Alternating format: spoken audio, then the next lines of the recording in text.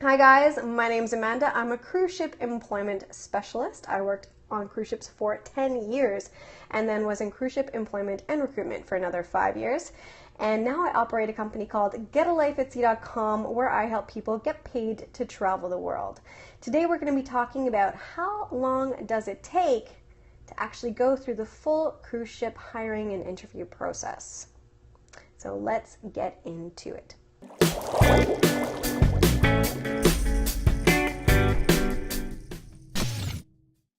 So the quick and dirty answer is, generally speaking, it can take anywhere from about 30 to 90 days. It can be a lot shorter than that. It can be potentially longer than that. I've heard of people that it's taken up to like 6 to 8 months sometimes to go through the full process. And there are a variety of variables that affect that timeline. But generally speaking, you can expect about 30 to 90 days typically. So here's some things that can affect that. So entry-level positions, and again, most people generally will start on board in an entry-level position, but not always. But entry-level positions, you're usually going to have about 1 to 2, maybe sometimes even 3 interviews throughout the whole cruise ship employment process. And the reason that is that oftentimes especially if you're going through an official hiring partner, there'll be an initial interview often, and then usually always a secondary official interview from operations at the actual cruise line, and then there'll be a decision made. So what I generally tell people is, you've put in your application and resume. It takes sometimes, anywhere from 30 to 60 days sometimes to hear back from a recruitment partner or the cruise line directly, and then it's about 1 or 2 weeks to have your first interview, another 1 or 2 to even 3 weeks to have your second interview, and then you'll usually know about 10 to 14 days after that final interview as to whether or not you've been accepted. And then the work's not done, because once you receive an offer of acceptance, you'll need to go ahead and get your medical and criminal records check done so that the cruise line can then offer you a placement on board an actual ship.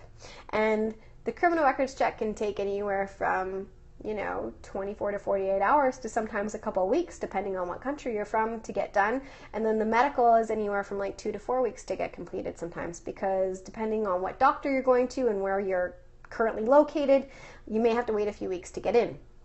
So it can be quite a lengthy process, for sure, but it can also be a very short process. I have a few clients have been hired on a very, very quick timeline prior. My fastest client to date is an HR manager who's currently on board with Carnival, and we redid his resume. He got a full resume package from me, and he started submitting it right away. And within 48 hours, he had 2 interviews for 2 different companies, and within 72 hours he had an offer of employment, and then he was on his ship the following week. So from the date that he applied to the date he was on board was 9 days. Now, is that typically what happens? No, not generally. That was sort of an exception to the normal time frame, but that's why I tell my clients to be very, very careful with what it says on your application as to when you're available to depart, because if you're really keen to go, that's great, but if you put down immediately on your application and on your cover letter as to when you're available to depart, some cruise lines will take that very literally, and if there is an urgent opening for your particular role, you might see yourself on board within 9 days like he did. So again, exception to the rule. Generally speaking, you have about 30 to 60 days to 90 days to kind of get ready and go through the full process. Now, if you're applying for a supervisory or managerial role, you can probably tack on 2 to 3 interviews. So generally for a supervisory or managerial role, there'll be a total of anywhere from 2 to 4 total interviews sometimes for something like that. So if you're going through a recruitment partner, you'll probably have an initial interview with them, then they'll put you forward to operations for a review, then you'll most likely have an interview with the head of operations, and you might even have a 3rd interview with an administrator. So just be prepared if you are applying for a supervisory or managerial role. It could be a little bit of a process to go through. And What is my number one rule? Hold on. Just got to look it up here. One moment.